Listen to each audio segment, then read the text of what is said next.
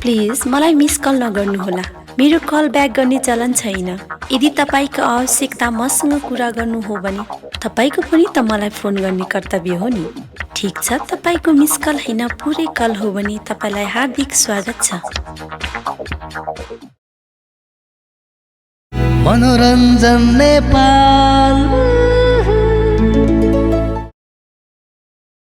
मनोरञ्जन नेपाल कल हो भने तपाईलाई हार्दिक स्वागत छ। तपाईको पनि त मलाई फोन गर्ने कर्तव्य हो नि। ठीक छ, तपाईको मिस कल हैन पुरै प्लिज मलाई मिस कल नगर्नुहोला। मेरो कल ब्याक गर्ने चलन छैन। यदि तपाईको आवश्यकता मसँग कुरा गर्नु हो भने